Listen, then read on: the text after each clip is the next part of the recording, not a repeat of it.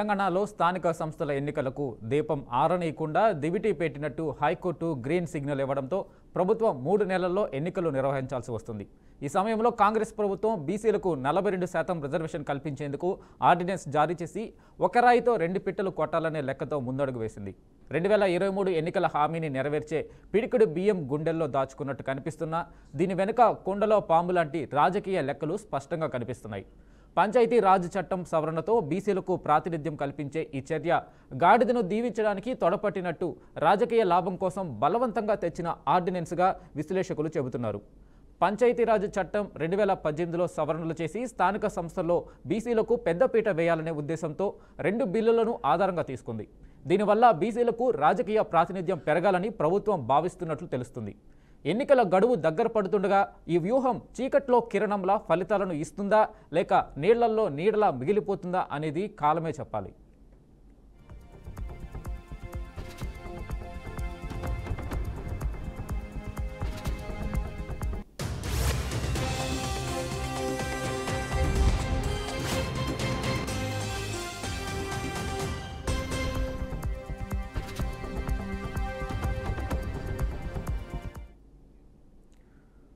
తెలంగాణ ప్రభుత్వం చేపట్టిన కులగణన ప్రకారం రాష్ట్రంలో బీసీల జనాభా 56.36% ఉంది. ఈ గణాంకాలను బేస్ చేసుకుని 42% రిజర్వేషన్ ఖరారు చేసింది.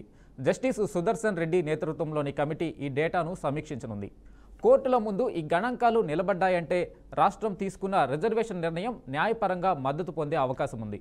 సుప్రీంకోర్టు 1992లో ఇచ్చిన ఇందిరా సాహ్ని తీర్పు ప్రకారం మొత్తంగా రిజర్వేషన్ 50%కి మించకూడదు. కానీ తెలంగాణలో బీసీలు 42%, ఎస్సీలు 15%, ఎస్టీలు 10% కలిపితే మొత్తం రిజర్వేషన్ 67%కి చేరుతుంది.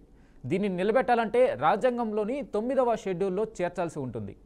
తమిళనాడు మాదిరిగా రిజర్వేషన్కు న్యాయ రక్షణ కోరడం ప్రభుత్వానికి సవాల్గా మారింది.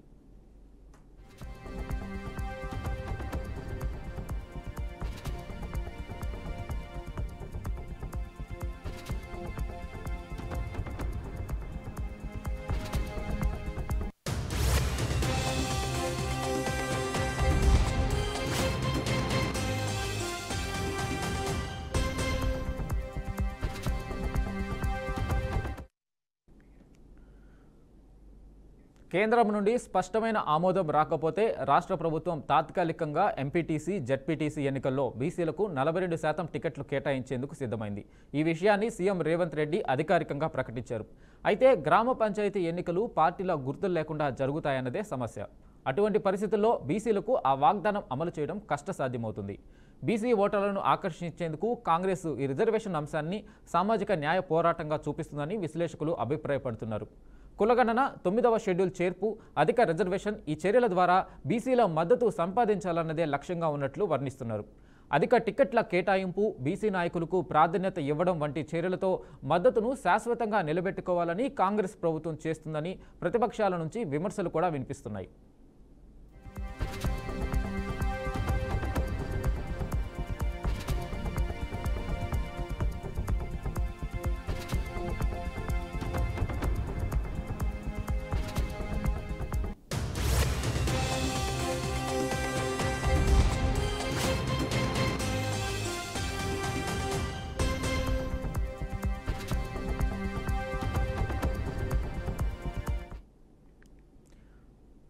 విపక్షాలైన బీఆర్ఎస్, బీజేపీలు కాంగ్రెస్ను 2 కోణాల్లో విమర్శిస్తున్నాయి. బీఆర్ఎస్ కులగణన డేటా అసంపూర్ణమని ఆరోపిస్తుంది. బీసీలకు హామీలు ఇచ్చినా వాటిని అమలు చేయడంలో ప్రభుత్వం విఫలమైందని చెబుతుంది. బీజేపీ పక్షాన కేంద్రంపై నిందలు మోపడం రాజకీయ డ్రామా మాత్రమేనని చెప్పి కాంగ్రెస్ను బీసీలను మోసం చేస్తున్నదిగా ఆరోపిస్తుంది. బీసీ సంఘాలు ప్రభుత్వంపై ఒత్తిడి పెంచుతున్నాయి. 42% రిజర్వేషన్ను పూర్తిగా అమలు చేయకపోతే బహిష్కరణలు, ఆందోళనలు జరుపుతామని హెచ్చరిస్తున్నాయి. అయితే ఏఐఎంఐఎం బీసీ ముస్లింల రిజర్వేషన్ విషయంలో బీజేపీ విమర్శలను తిరస్కరిస్తుంది. మొత్తంగా బీసీ అంశం చుట్టూ పక్కా రాజకీయ సమీకరణలు కదులుతున్నాయి. ఈ ఎన్నికలు వాస్తవానికి రాజకీయంగా 2 పక్షాలకు రక్త పరీక్షలా మారబోతున్నాయి.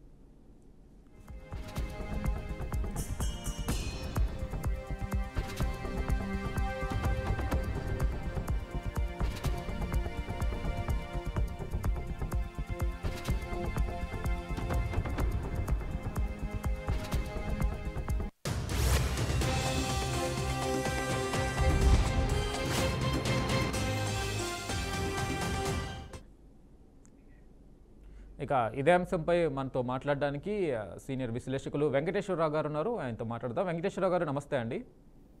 నమస్తే అండి. సార్, ఏదైతే తెలంగాణకు సంబంధించి స్థానిక సంస్థల ఎన్నికలు ప్రారంభమవుతున్న నేపథ్యంలో అటు కాంగ్రెస్ బీసీ కులగణని బీసీ రిజర్వేషన్ నమ్ముకున్నట్టుగా కనిపిస్తూ ఉంది. సో అయితే ఎలా ఉంటుంది ఈ రాజకీయానికి సంబంధించి ఈ బీసీ రిజర్వేషన్ల అంశానికి సంబంధించి?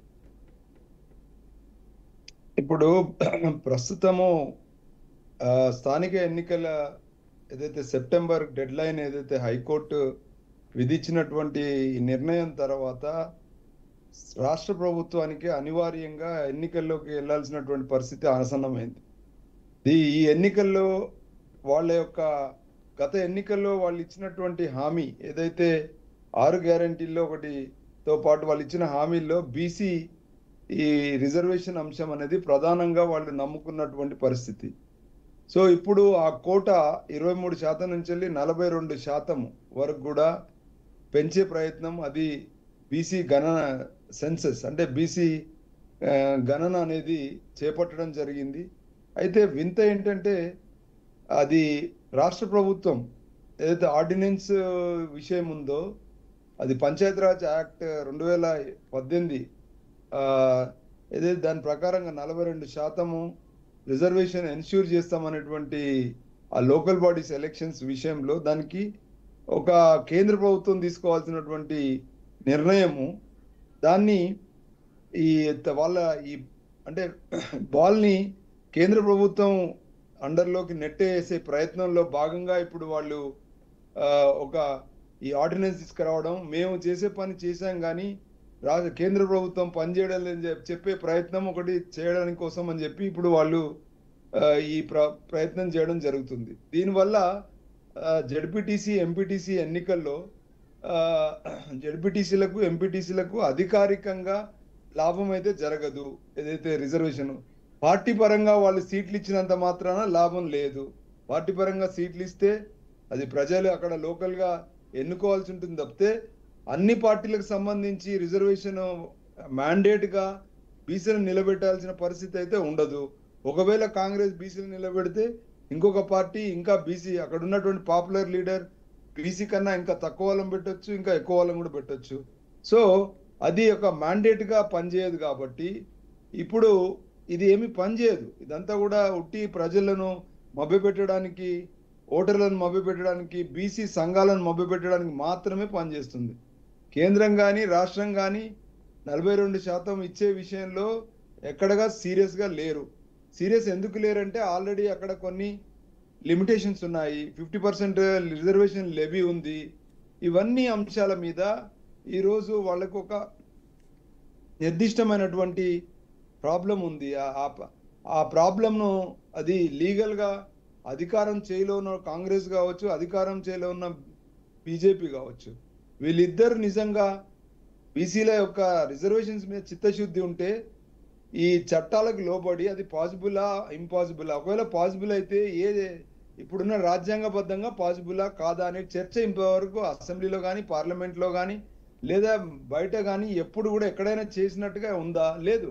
ఇది ఊరికే ఓటు బ్యాంక్ రాజకీయం కోసం, ప్రజలను బీసీలను మభ్యపెట్టడం కోసం, వాళ్ళు దీని ద్వారా ఒకరిని దూషించుకోవడం కోసం, ఇంకో పక్క వాళ్ళని తప్పుపట్టే ప్రయత్నం చేయడం కోసం మాత్రమే ఈ ప్రయత్నం జరుగుతుంది. గతంలో తమిళనాడులో కూడా ఇలాంటి ప్రయత్నం చేశారు, కానీ నిజమైనటువంటి సాధికారత రాలేదు వాళ్ళకు కూడా. అక్కడ ఏంటంటే మెజారిటీ తమిళనాడులో పాపులేషన్ బీసీలు ఉన్నప్పటికీ అక్కడ రాజకీయాల్లో పూర్తిగా బీసీల డామినేషన్ ఉంది కాబట్టి అక్కడ నడుస్తుంది. కానీ ఇక్కడ మన తెలంగాణలో కానీ ఆంధ్రప్రదేశ్లో కానీ ఇతర రాష్ట్రాల్లో ఈవెన్ ఇంతకీ నార్త్లో కూడా ఏదైతే బీసీ ఇప్పుడు ఉత్తరప్రదేశ్ లాంటి రాష్ట్రాల్లో కూడా భారీ స్థాయిలో కాంశీరాము లాంటి ఒక మేధావులు వాళ్ళ యొక్క అండర్లో వచ్చినటువంటి పార్టీలు, మాయావతి లాంటి వాళ్ళు కూడా ఇది పూర్తిగా అమలుపరచలేని పరిస్థితిలో, అలాగే ములాయం సింగ్ యాదవ్ పాలన కూడా చూసాం. ఇతర నార్త్లో చాలా రాష్ట్రాల్లో బీసీలు సీఎంలు అధికారంలో ఉన్నప్పుడు వాళ్ళు చేయలేని పని ఇప్పుడు తెలంగాణలో కాంగ్రెస్ చేస్తుందని ఎలా నమ్ముతాము అనేది ఇప్పుడు ఒక ప్రశ్న. ఒకవేళ ఇది ఏదో ఈ గంట గడిస్తే చాలు అనేటువంటి ప్రయత్నం జరుగుతుంది అనేది అందరికి తెలిసినటువంటి విషయం. ఇది సార్ వెంకటేశ్వర గారు, అయితే 9వ షెడ్యూల్ చేర్పు అనే అంశం మీద ఈ బీసీ రిజర్వేషన్ల ప్రక్రియ అయితే ముందుకు వెళ్తుంది అన్నట్టుగా తెలుస్తుంది. ఆ 9వ షెడ్యూల్ చేర్పు అది ఏంటి, దానికి కేంద్రం ఆమోదం ఇస్తుందంటారా? ఇచ్చే అవకాశాలు ఎంతవరకు ఉన్నాయి? ఆ 9వ షెడ్యూల్ చేర్పుకు సంబంధించి పూర్తి వివరాలు ఏంటి? 9th షెడ్యూల్ అనేది గ్రామ పంచాయతీలకు సంబంధించినటువంటి ఒక ఇది central and state government laws లో ఒక ప్రొటెక్షన్ ఇచ్చారు వాళ్ళు జ్యుడిషియల్ రివ్యూ కోసం. దాంట్లో ప్రధానంగా 1951 యాక్ట్ ప్రకారంగా కొన్ని సేఫ్ గార్డ్స్ అనేవి ఇచ్చారు. దాంట్లో ప్రధానంగా ఈ షెడ్యూల్ మూల ఉద్దేశం ఏంటంటే ఆర్థికంగా వెనుకబడినటువంటి సోషల్లీ బ్యాక్వర్డ్ ఉన్నటువంటి కులాలు కానీ వాళ్ళకి సంబంధించినటువంటి తెగలు కానీ జాతులు కానీ వాళ్ళకి కొంత ఒక ఇమ్యూనిటీ అంటే వాళ్ళకి కొంత రక్షణ కల్పించే ప్రయత్నం జరిగింది. ఆ షెడ్యూల్ ప్రకారంగా వీళ్ళకి ఇప్పుడు ఏదైతే ఈ బీసీలకు దాని యొక్క బెనిఫిట్ జరగాలనేటువంటిది గతంలో దాని మీద ఎన్నో సందర్భాల్లో కోర్ట్స్ కూడా వెళ్ళినటువంటి పరిస్థితి మనం చూసాము. దాన్ని అది ఫండమెంటల్ రైట్స్ వయలేషన్ కింద కూడా కోర్ట్స్కి వెళ్ళినటువంటి పరిస్థితి మనం చూసాము. కానీ అది అన్కాన్స్టిట్యూషనల్ అని చెప్పేసి గతంలో కూడా కోర్ట్స్ జడ్జిమెంట్స్ ఇచ్చినటువంటి పరిస్థితి మనం చూసాం. అది దాని మీద క్లారిఫికేషన్ కూడా ఇచ్చింది 9th షెడ్యూల్ మీద. ఏప్రిల్ 24, 1973లో దానికి సంబంధించినటువంటి క్లారిఫికేషన్ కూడా సుప్రీంకోర్టు ఇచ్చింది. అయితే ఇవన్నీ కూడా అంటే Kesavananda Bharati versus state of Kerala 1973లో ఇంట్రడ్యూస్ చేసినటువంటి బేసిక్ స్ట్రక్చర్ ఆఫ్ డాక్ట్రైన్ లో క్లియర్ గా వాళ్ళు చెప్పారు కూడా ఏంటి ఏ రకమైనటువంటి ఇలాంటి ఇమ్యూనిటీ అంటే ఇలాంటి రక్షణ కల్పించే విషయంలో 9th షెడ్యూల్లో అంటే 281, 84 ఒక లాలో కూడా వాళ్ళు చెప్పారు క్లియర్ గా.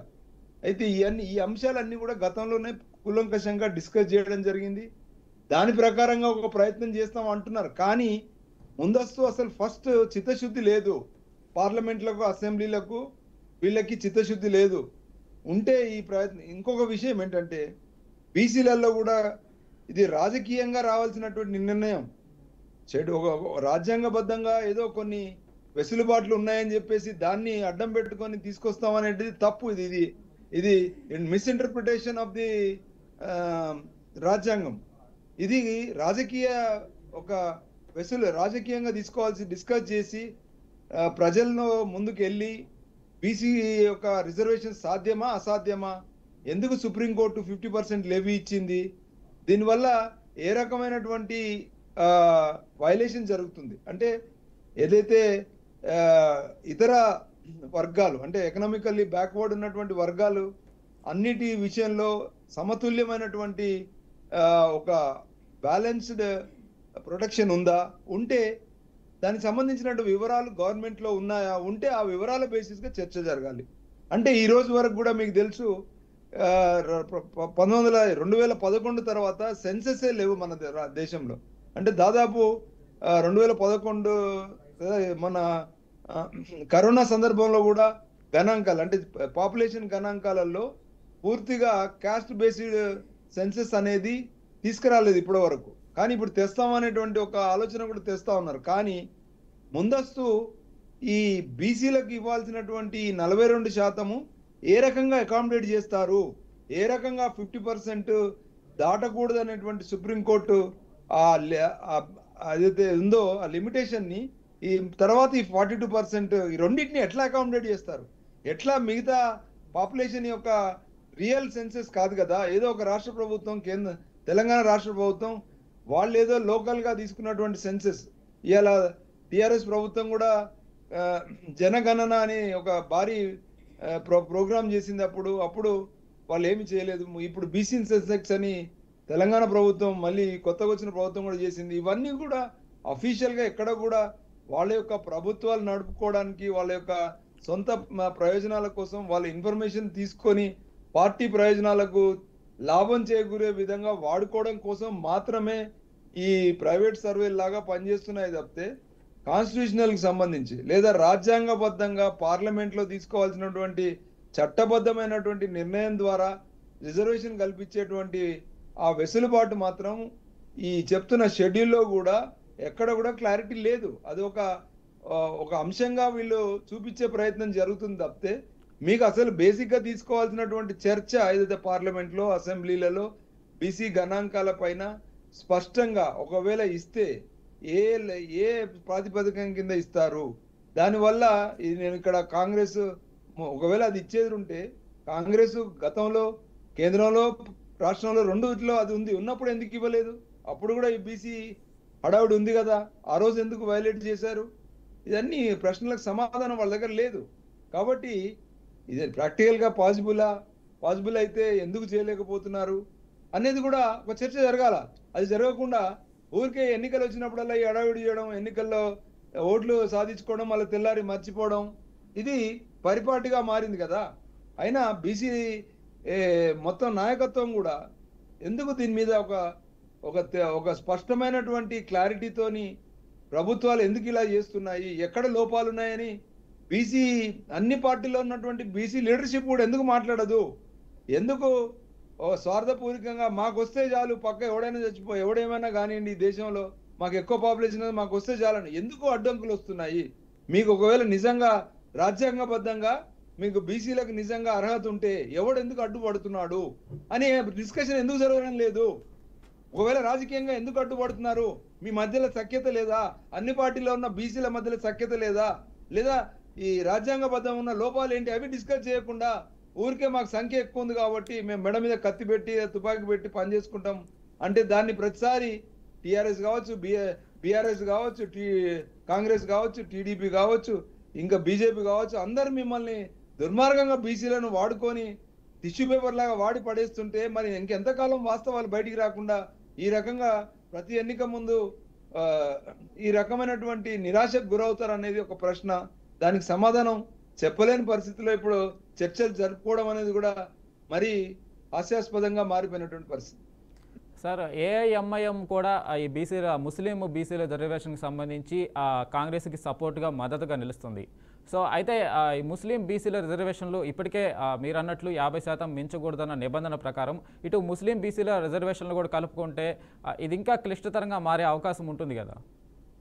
ఖచ్చితంగా. ఇప్పుడు బీసీ రిజర్వేషన్లు అంటే ఓన్లీ హిందూ బీసీలా, లేకపోతే ముస్లిం బీసీలా, లేకపోతే ఇంకే బద్దమైన అది కాదు. బీసీలు అంటే బీసీలు. ఆ బీసీలలో నోటిఫైడ్ బీసీలు ఉన్నారా? ఇప్పుడు రాజ్యాంగబద్ధంగా నోటిఫైడ్ బీసీలు అనేది గతంలో ఓన్లీ ఈ కులాలకి ఏదైతే ఇప్పుడు వీళ్ళు హడావిడి చేస్తున్నారో అది లేదు. ఒకవేళ తీసుకురావాలంటే కాన్స్టిట్యూషనల్ గా తీసుకురావడానికి ప్రతిబంధకాలు ఏమున్నాయి అది పార్లమెంట్ లో చర్చ చేయాలి. 2/3 మెజారిటీ కంపల్సరీగా ఉండాలి. మరి ఇప్పుడు పార్లమెంట్ లో 2/3 మెజారిటీ తీసుకొస్తారా? దీని గురించి తెచ్చే పరిస్థితి ఉందా? గతంలో మీకు ఫుల్ మెజారిటీ ఉన్నప్పుడు ఎందుకు చేయలేదు? ఇవన్నీ ప్రశ్నలు వస్తాయి కదా. ఈ ప్రశ్నలకు సమాధానం ఎవరు చెప్పాలా? ఇవన్నీ ఉన్నాయి. కాబట్టి ఇదంతా కూడా ఒకరి మీద బురద తల్లుకోవడానికి ఏదో ముస్లిం నాయకులు ముస్లిం ఓటు బ్యాంకు బీజేపీకి వ్యతిరేకంగా సాధించుకోవడానికి కాంగ్రెస్ బీఆర్ఎస్ కి వ్యతిరేకంగానో లేకపోతే బీజేపీకి వ్యతిరేకంగానో ఓటు బ్యాంక్ రాజకీయం చేసుకోవడానికి మాత్రం పనిచేస్తుంది. కానీ నిజంగా జెడ్పీటీసీలకు ఎంపీటీసీ ఎలక్షన్స్ లో వాళ్ళకు అధికారికంగా వాళ్ళకి చట్టబద్ధంగా రాజ్యాంగబద్ధంగా వాళ్ళకి కావాల్సిన రిజర్వేషన్ అయితే ఇవ్వలేని పరిస్థితి కదా. ఎందుకు పదే పదే మోసం చేస్తున్నారు బీసీలను? వాస్తవాలు చెప్పొచ్చు కదా. ఇది పాసిబుల్ అయింది కాదు. ఇది కాదన్నప్పుడు మీకున్న ప్రత్యామ్నాయం ఏంటి? ఎందుకు ఈ ముస్లిం ఎంపీటీసీ వెంకటేశ్వరరావు గారు ఎంపీటీసీ జెడ్పీటీసీ సీట్లను పక్కన పెడితే స్థానిక ఏదైతే సర్పంచ్ ఎలక్షన్లో ఈ బీసీ రిజర్వేషన్ని అమలు చేయాలని కాంగ్రెస్ చూస్తుంది. అంటే ఇది సాటిస్ఫాక్షన్ ఇస్తుందంటారా బీసీ సామాజిక వర్గానికి? అది జరిగే పని కాదు. అది వాళ్ళంతటా వాళ్ళు పార్టీ నుండి ఇస్తే దానికి వాల్యూ లేదు. నేను ఏమంటున్నానంటే ఇప్పుడు మీరు ఇస్తారు పార్టీ తరఫున ఒక బీసీ నాయకునికి, అక్కడ లోకల్ గా అది మ్యాండేట్ గా బీసీకే ఇవ్వాలని ఏం లేదు. ఇంకొక అక్కడ పవర్ఫుల్ గా ఎస్సీ ఉన్న నాయకునికో ఎస్టీ ఉన్న నాయకునికి ఇంకో పార్టీ ఇస్తుంది. ఎవరు గెలుస్తారు? అక్కడ ఉన్న లోకల్ పాపులారిటీ ఉన్నోడు గెలుస్తాడు. కానీ అది మ్యాండేట్ కాదు కదా. ఒకవేళ రాజ్యాంగబద్ధంగా ఉంటే అన్ని పార్టీలు కంపల్సరీ బీసీనే నిలబెట్టాల్సి వస్తుంది. అప్పుడు బీసీలకు లాభం జరుగుతుంది. అవును కదా? అంతేనా కదా? ఏ పార్టీ నుండి బీసీ వచ్చినా బీసీల సంక్షేమం కోసం పనిచేస్తాడు. మరి ఆ పరిస్థితి ఇప్పుడు లేదు కదా. అప్పుడు కానీ ఒక కాంగ్రెస్ పార్టీ ఇస్తే ఏం బీసీలకి లాభం? సీట్లు ఇవ్వడం వల్ల మిగతా పార్టీల మీద కూడా ఒత్తిడి తీసుకొచ్చే అవకాశం ఉంటుంది కదా. అంటే ఆ, మేము ఇస్తున్నాం కాబట్టి అవునండి, మీరు ఇప్పుడు ఒత్తిడి నేను ఏమంటున్నంటే, ఇప్పుడు అన్ని గ్రామాలలో అన్ని ప్రాంతాలలో బీసీల నాయకులు అంత బలంగా ఉన్నారా? లేరు కదా. బలంగా ఉన్నారా? పాపులేషన్ ఇంత మాత్రాన నాయకుడు బలంగా లేకపోతే ఏం లాభం అని నేను అడుగుతున్నాను. మరి పాపులేషన్ ఎందుకు సార్ ఉంటది కాంగ్రెస్ పార్టీ కానీ ఎందుకు నాయకుడే ఉండడు అక్కడ. సార్ అప్పుడు ఏం చేయాలా? కాదు, కాంగ్రెస్ పార్టీ ఇది అమలు కాని విషయము ఏదైతే సుప్రీంకోర్టు చెప్పిన ప్రకారము 50% రిజర్వేషన్కి మించకూడదు అని ఈ లెక్కలు అన్నీ తెలిసినప్పుడు కూడా ఎందుకు ఈ బీసీ దీనికి సంబంధించి కాంగ్రెస్ పార్టీ అంటే కేంద్రం మీద నెట్టేయడానికి నెపం నెట్టేయడానికి రాజకీయంగా లబ్ధి పొందడానికి బీసీ రిజర్వేషన్ వాడుకుంటుంది అనుకోవచ్చు. కేంద్రం మీద నెట్టడం ఒకటి, రెండోటి గతంలో బీఆర్ఎస్ కూడా ఏం చేయలేదని చెప్పే ప్రయత్నం ద్వారా ఓట్లు సంపాదించాలనే దుర్మార్గం తప్పితే ఇంకేం లేదు. సార్ ఇప్పుడు బీఆర్ఎస్ కానీ బీజేపీ కానీ ఈ స్థానిక సంస్థల ఎన్నికలకి సంబంధించి కాంగ్రెస్ ఓన్లీ బీసీ రిజర్వేషన్కి సంబంధించి మాత్రమే నమ్ముకొని వస్తున్న పరిస్థితుల్లో అటు బీఆర్ఎస్ ఇటు బీజేపీ ఎలాంటి ఎత్తుగడలతో ముందుకెళ్లే అవకాశం ఉందంటారు ఈ ఎన్నికలకు సంబంధించి? వాళ్ళు ఈరోజు ఒకటండి, స్థానికంగా జరిగే ఎన్నికలలో అన్లెస్ రాజ్యాంగబద్ధంగా మ్యాండేటరీ ఉంటే తప్పితే అన్ని పార్టీలు కట్టుబడి ఉండవండి. అక్కడ చాలా సమీకరణలు ఉంటాయి. ఇట్లాంటి ఎన్నికలు రాగానే ఇప్పుడు సర్పంచ్ ఎలక్షన్స్ అనేటి పార్టీల పరంగా కాకుండా గుర్తుల పరంగా లోకల్గా ఎవరు ఏ గుర్తులు అంటే పార్టీ గుర్తులు కాకుండా ఊరికే సింబల్స్ ద్వారా గెలుస్తారు కాబట్టి అక్కడ ఏ పార్టీ నుండి అంటే ఒకవేళ సింబల్స్ గెలిచినప్పటికి కూడా పార్టీ బ్యాకింగ్ అనేది ఉంటుంది అక్కడ అయితే అక్కడ అవునన్నా కాదన్నా సర్పంచ్ ఎలక్షన్స్ అక్కడ స్థానికంగా ఎందుకు ఉంటదంటే అనివార్యంగా అక్కడ ఈ నిధుల మీద సర్పంచ్ లోకల్ బాడీస్ కి ఏదైతే స్వయం ప్రతిపత్తి ద్వారా స్టేట్ ఫైనాన్స్ కమిషన్ ద్వారా రావాల్సినటువంటి నిధులు విధులు రాష్ట్ర ప్రభుత్వం 50%, కేంద్ర ప్రభుత్వం 50% ఇచ్చి దాన్ని ఒక ఇండిపెండెంట్ వ్యవస్థ లాగా ఎట్లయితే కేంద్రం పార్లమెంట్ నడుపుకుంటుందో రాష్ట్రాలు ఎమ్మెల్యేల ద్వారా అసెంబ్లీ నడుపుకుంటున్నాయో అదే రకంగా స్థానిక సంస్థలకు సర్పంచ్లకు ఎంపీటీసీలకు కూడా అంతే ఈక్వల్ ఇంపార్టెన్స్ ఇచ్చి ఉంటే ఈరోజు ఈ దుర్మార్గమైనటువంటి వ్యవహారం ఉండేది కాదు. ఇప్పుడు రాష్ట్రంలో ఉన్న కాంగ్రెస్ మీదనో కేంద్రంలో ఉన్న బీజేపీ మీదో ఆధారపడాల్సినటువంటి దుస్థితి దుర్గతి ఇప్పుడున్నటువంటి స్థానిక సంస్థలకు అవసరం లేదు. వాళ్లకు ఒక స్వయం మీకు ఎవరు ఇస్తున్నారు డబ్బులు పార్లమెంట్లకి, అది డెవల్యూషన్ జరుగుతుంది ఆటోమేటిక్ గా పార్లమెంట్ ఫండ్స్. అలాగే అసెంబ్లీలకు కూడా డెవల్యూషన్ జరుగుతుంది. స్థానిక సంస్థలకు డెవల్యూషన్ జరగడానికి అడ్డుపడుతున్నాయి కేంద్ర రాష్ట్ర ప్రభుత్వాలు. పార్లమెంటు అసెంబ్లీలో ఉన్నటువంటి పార్టీలు దుర్మార్గంగా వాళ్ళ చేయిలో నుంచి వెళ్ళి అధికారాలు పోతాయనేటువంటి భయం కొద్దీ ఇక్కడ అసెంబ్లీ స్థాయిలో ఉన్నటువంటి సీఎంలు కావచ్చు, కేంద్రంలో ఉన్నటువంటి ఎంపీ స్థాయిలో ఉన్న ప్రధానమంత్రులు కావచ్చు, దుర్మార్గంగా పార్టీలు వాళ్ళ గుప్పిట్లో పెట్టుకోవడం కోసం కిందికి ఏదైతే కేరళ మోడల్లో స్థానిక సంస్థలకు ఇవ్వాల్సిన అధికారాలు విధులు నిధులు ఇవ్వకుండా ఈ డ్రామా ఎలక్షన్స్ అప్పుడు ఈ రిజర్వేషన్ డ్రామా అడ్డం పెట్టుకొని ఎన్నికలు గడుపుకునే తప్పితే మీరు నిజంగా చిత్తశుద్ధి ఉంటే 29 అంశాలు గ్రామ పంచాయతీలకు అధికారాలు విధులు నిధులు ఇవ్వాలి. అధికారాలు ఇచ్చేటప్పుడు కేరళలో ఇప్పుడు హైయెస్ట్ ఇచ్చినారు మన దేశంలో. ఇవాళ కేరళలో ఒక ఎంపీ కన్నా ఒక సర్పంచ్ కి అక్కడ ఉన్న జడ్పీటీసీకి ఎక్కువ ఇంపార్టెన్స్ ఉంది. ఎందుకంటే అక్కడ అట్లీస్ట్ 29 అంశాలకు 15-16 అంశాలు అక్కడ వాళ్ళ అండర్లో ఉన్నాయి. వాళ్ళ గ్రామ పంచాయతీ స్థాయికి అధికారాలు విధులు నిధులు ఇచ్చారు. ఇక్కడ లేదు కదా. వెస్ట్ బెంగాల్లో కూడా పర్వాలేదు, కానీ మన రాష్ట్రంలో తెలుగు రాష్ట్రాల్లో దుర్మార్గంగా ఉంది. 4-5 అంశాలు మాత్రమే ఇచ్చారు. అటువంటప్పుడు వీళ్ళు ప్రతిదానికి బిచ్చగాళ్ళలాగా కేంద్రం మీద రాష్ట్రం మీద ఆధారపడాలి. కానీ రాజ్యాంగం అని చెప్పలేదు కదా. మొత్తం మన బడ్జెట్ ని 3 పాలు చేసింది. రాష్ట్రం ఒకటి స్థానిక సంస్థలు 3 పాలు చేసింది. 3 పాలకి 2 పాలు మొత్తం 50% పంచుకుంటున్నారు. 50% కాదు, 30% గారు సమయం మించిపోతుంది. థ్యాంక్ యూ సార్ మీ విశ్లేషణ అందించినందుకు. సో ఏదైతే తెలంగాణ స్థానిక సంస్థల ఎన్నికలు దగ్గర పడుతున్న నేపథ్యంలో కాంగ్రెస్ బీసీ కులగణానికి సంబంధించి బీసీ రిజర్వేషన్ల అంశానికి సంబంధించి ముందుకెళ్తున్నట్టుగా తెలుస్తుంది. అది ఎంతవరకు సాధ్యం అనేది కూడా ఆసక్తికరంగా మారింది. సో ఇది ఇవాల్టి BRK in depth. Keep watching BRK.